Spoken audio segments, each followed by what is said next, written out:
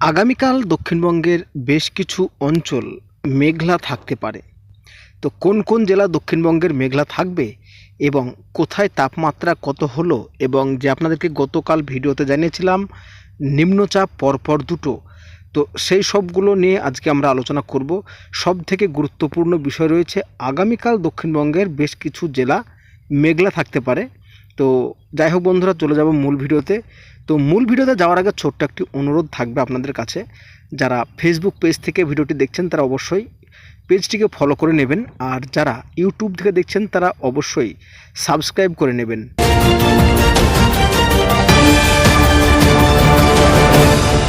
প্রথমে আমরা দেখে নেব যে নিম্নচাপ ছিল আমাদের বঙ্গোপসাগরে, তো সেই নিম্নচাপের কি আপডেট রয়েছে। তো এই মুহূর্তে শ্রীলঙ্কা, গোটা শ্রীলঙ্কা জুড়ে কিন্তু ব্যাপক বজ্র বিদ্যুৎ সহ ঝড় বৃষ্টি চলছে শ্রীলঙ্কা জুড়ে। সব থেকে আমরা যেটা দেখতে পাচ্ছি যে শ্রীলঙ্কার উপকূলের যে সমস্ত জায়গাগুলো রয়েছে, তো সেই সমস্ত জায়গাগুলোতে ব্যাপক ঝড় বৃষ্টি ইতিমধ্যে চলছে, এবং এই ঝড় বৃষ্টি আগামী কিছু সময়ের জন্য বাড়তে পারে। তবে এর পাশাপাশি আমরা আরও একটা জিনিস দেখতে পাচ্ছি, দক্ষিণ ভারতের যে আমাদের উপকূলের জায়গাগুলো রয়েছে, চেন্নাই, নাল্লোর, তাঞ্জাভুর, পুডুচেরি, এই সমস্ত জেলাগুলো বা এই সমস্ত জায়গাগুলোর উপর কিন্তু আমাদের যে নিম্নচাপের মেঘ, সেই মেঘ কিন্তু আস্তে আস্তে ঢুকতে শুরু করেছে। সুতরাং এই দক্ষিণ ভারতের এই উপকূলের জায়গাগুলোতেও কিন্তু দুর্যোগ আসতে চলেছে। ওপর দিকে যেটা দেখতে পাচ্ছি আমরা, দিল্লিতে কিন্তু এই মুহূর্তে একটা বৃষ্টিপাত লক্ষ্য করা যাচ্ছে।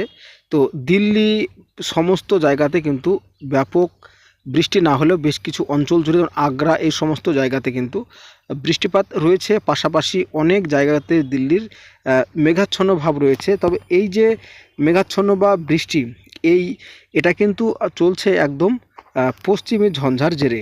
এই ঝঞ্ঝার জেরেই কিন্তু আগামী কালকে আমাদের দক্ষিণবঙ্গের বেশ কিছু অঞ্চল জুড়ে কিন্তু মেঘাচ্ছন্ন ভাব দেখা যাবে। তো চলুন আর কথা না বাড়িয়ে দেখে নিই আমরা আগামীকাল কোন কোন জায়গা মেঘাচ্ছন্ন থাকতে পারে।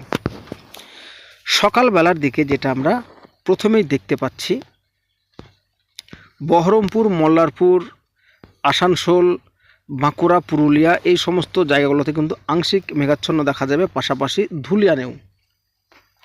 এবং এই মেঘাচ্ছন্ন ভাব আমরা উপকূলের জেলাগুলোতেও কিন্তু দেখতে পাবো, যেমন বীরপদা, জলেশ্বর, খড়গপুর, কলকাতা, হুগলি, চচুড়া, হলদিয়া। এর পাশাপাশি বিকেল ও সন্ধ্যার মধ্যে দীঘা, কাথি, মন্দারমণি, সুন্দরবন, এই সমস্ত অঞ্চলগুলোতে কিন্তু ব্যাপক মেঘাচ্ছন্ন দেখা যেতে পারে। তবে দু এক ফোঁটা কিন্তু বৃষ্টি পড়ার মতো পরিবেশ তৈরি হবে, তবে বৃষ্টিপাতের সম্ভাবনা না হওয়ারই বেশি থাকছে আর কি। বাংলাদেশের ক্ষেত্রে খুলনা, বরিশাল, ঢাকা, কুমিল্লা, রাজশাহী, ময়মনসিংহ, এই সমস্ত অঞ্চলগুলোতেও কিন্তু একটা মেঘাচ্ছন্ন পরিবেশ তৈরি হতে পারে।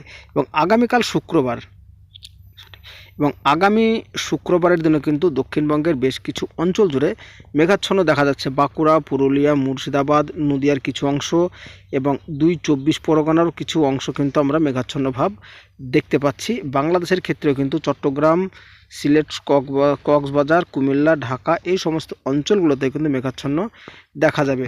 পাশাপাশি উত্তরবঙ্গের ক্ষেত্রে কিন্তু বেশ কিছু অঞ্চল জুড়ে আমরা মেঘাচ্ছন্ন এই মুহূর্তে দেখতে পাচ্ছি। গ্যাংটক, দার্জিলিং, কালিম্পং, এই সমস্ত অঞ্চলগুলোতে কিন্তু মেঘাচ্ছন্ন ভাব রয়েছে। এবং আগামী শনিবারের মধ্য দিয়ে কিন্তু যেটা দেখা যাচ্ছে যে দক্ষিণবঙ্গেরও বেশ কিছু অঞ্চলে একটু মেঘাচ্ছন্ন ভাব থাকছে। তবে পরবর্তী সময় রবিবার, সোমবার নাগাদ কিন্তু এই যে ঝঞ্ঝার জেরে এই যে মেঘটা আমরা দেখতে পাচ্ছিলাম, এই মেঘটা কিন্তু কেটে যাচ্ছে পুরোপুরিভাবে। আর তাপমাত্রা আপনাদেরকে একটা কথাই জানাবো, মেঘাচ্ছন্ন ভাব থাকলেও কিন্তু দুপুরকার দিকে তাপমাত্রা ৩১ ডিগ্রি ৩২ ডিগ্রি লক্ষ্য করা যাবে, বিশেষ করে দক্ষিণবঙ্গের উপকূলবর্তী জেলাগুলোতে। তাছাড়া দক্ষিণবঙ্গের বাদবাকি সমস্ত জেলার তাপমাত্রা আপাতত ২ থেকে ১ ডিগ্রি পর্যন্ত ঊর্ধ্বমুখী থাকবে। তবে মেঘাচ্ছন্ন থাকলেও কিন্তু দক্ষিণবঙ্গ বা উত্তরবঙ্গে কোনো রকম বৃষ্টিপাতের সম্ভাবনা থাকছে না। তো বন্ধুরা, আজকের মতো এই পর্যন্ত। কেমন লাগলো অবশ্যই জানাবেন।